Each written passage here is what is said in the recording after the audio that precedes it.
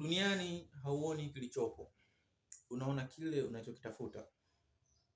Na mtaji wa kwanza wa mwanadamu yoyote duniani ni akili yake. Na kuna kitu ambacho tunatakiwa tukifahamu. Kuna kitu kinaitwa fikra na mawazo. Watu wengi leo wana mawazo, wenye fikra ni wachache. Ninapozungumzia mawazo ni matokeo ya circumstance. Kwa watu wengi leo wamekuwa ni watumwa wa circumstance. Watumwa wa matatizo ambayo yanawazunguka katika jamii. Lakini fikra ni kuja na jawabu jipya kutokana na tatizo lililopo kwenye jamii. Ndio maana naweza nikasema kwamba kuna tofauti kubwa sana kati ya msomi na mwelewa. Mwelewa ni mtu mwenye fikra, ila msomi ni mtu mwenye mawazo. Kwa nini nasema kwamba msomi ni mtu mwenye mawazo? Msomi kazi yake kubwa ni kucomplex mambo ili apate nafasi ya kuonekana. Ila mtu mwelewa ni mtu ambaye yupo kwa ajili ya kutengeneza fikra ya kusimplify vitu ili jamii ipate kuelewa. Kwa kuna tofauti mkubwa kati ya msomi na mtu mwelewa. Leo jamii ina wasomi wengi, maana ina watu wengi wenye mawazo. Ila ina wachache ambao wenye uelewa. Maana uelewa ndio uliobeba fikra. Ila msomi kabeba mawazo, matatizo au matokeo ya circumstance ambayo inamzunguka katika jamii yake. Ndio maana nikasema kwamba duniani hauoni kilichopo, unaona kile unachokitafuta. Ukitafuta elimu utaiona. Ukitafuta kazi utazipata. Ukimtafuta Mungu utampata. Lakini kwa sababu tumebezi katika kuangalia kile kilichopo, hatujabezi katika kuangalia kile ambacho tunapaswa kukitafuta. Ndio maana leo watu wengi wamekuwa ni watumwa wa matokeo ya circumstance.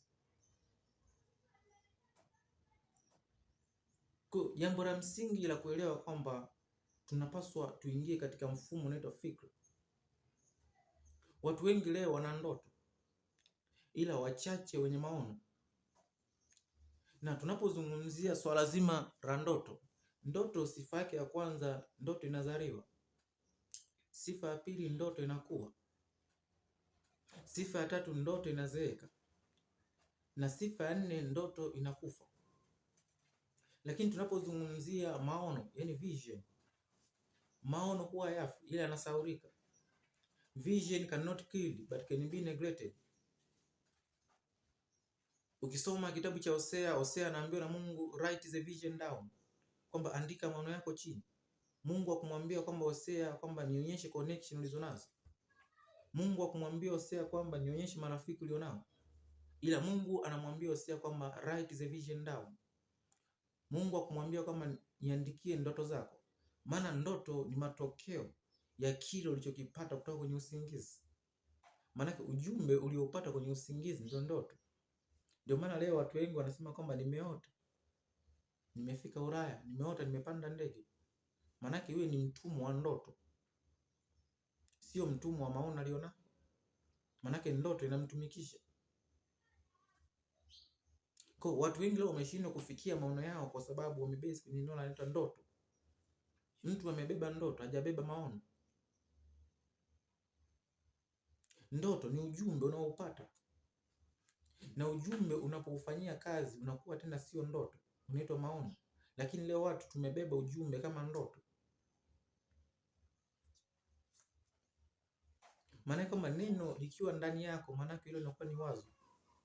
Na wazo unavyoenda kulifanyia kazi, maana yake inakuwa inaitwa fikra. Fikra unapoenda kuitoa, maana yake inakuwa ni maelezo. Na maelezo unapoenda kuyafanyia kazi, maana yake inakuwa ni instruction, maelekezo. Ndio maana kuna tofauti kati ya maelezo na maelekezo. Kwa hiyo duniani hauoni kilichopo, unaona kile unachokitafuta. Katika kuzalisha majawabu, katika kuzalisha solution, katika kutengeneza resolution,